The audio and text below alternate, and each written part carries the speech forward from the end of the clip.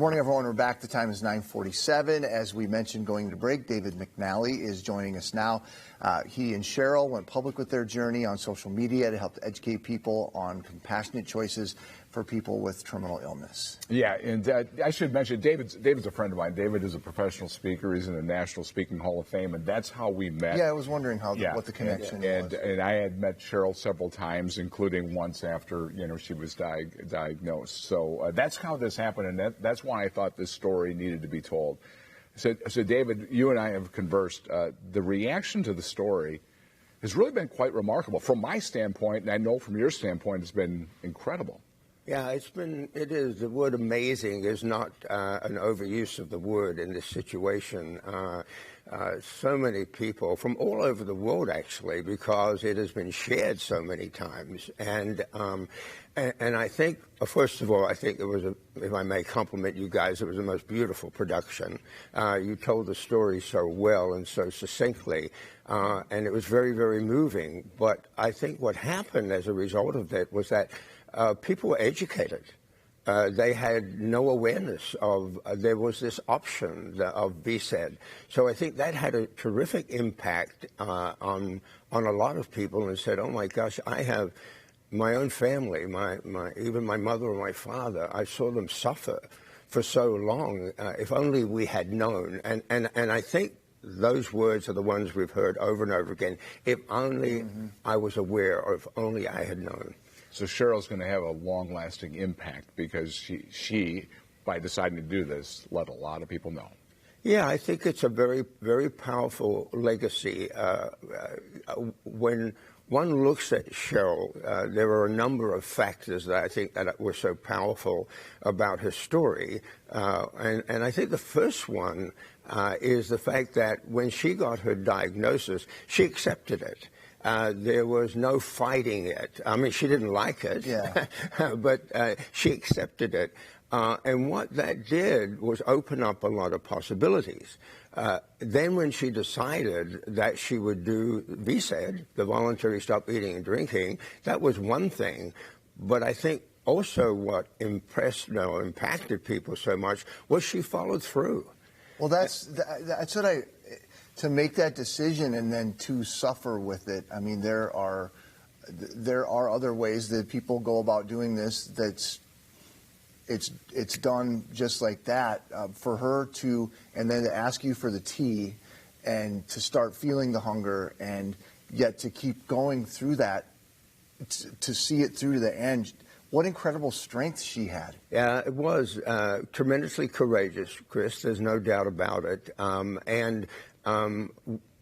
I think the most important thing that for people to understand also is terribly well organized. The preparation for it is meticulous.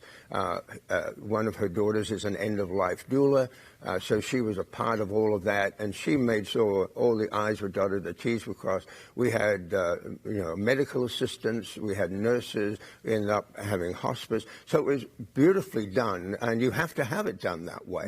And so her physical suffering 2 or 3 days into the process, she didn't suffer physically in that way.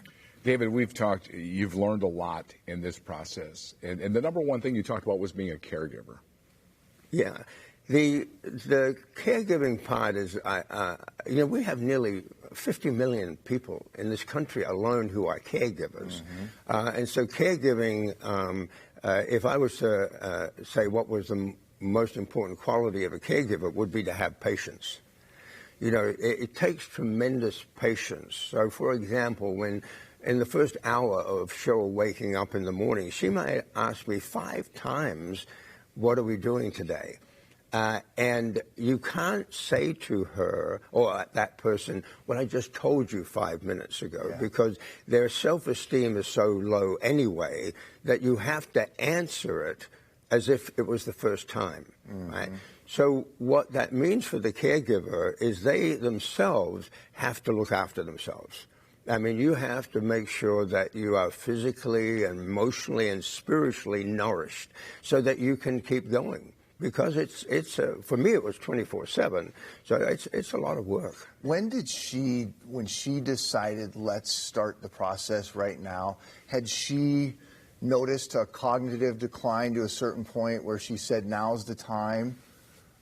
Great question, Chris. We were monitoring her decline with her, and we knew that there would come a point where that cognitive decline was such that the window was shutting for her to make the decision. Because we said, you have to make the decision yourself. Yeah. You have to set the date. And so there were a couple of things that happened that made me wake up. One was the fact she couldn't remember her date of birth. She couldn't remember her street address. She confused two of her grandsons and their names, and her daughter noticed that, and we went, okay, we need to have a conversation now, and we did, and then we set a date for it, which she agreed to. David, your legacy will probably be Cheryl's legacy. I would take it the rest of your life honoring how she decided, how she made her choice. Well, I think so. I think her mission was to educate. There's a documentary. Crew have been following us for over a year, so that will hopefully be released next year. And I think that whole part of spreading the message is very important. Very important. People want to know they have choices. They really do. So this is what's going to happen. David, thanks for stopping by today. And Joe, you guys did just such a good job. I say you can see it on social media, but you feel something like that when you see that story, and that was very well done. If I could mention real quickly, Dave Peterson was the photographer and editor on that piece, and thank you for the comments. But unless you work together as a team like that, it just doesn't turn out like very that. true. Yeah. Thank you, Dave. David, thank you. Thank you, Chris. We'll be right back.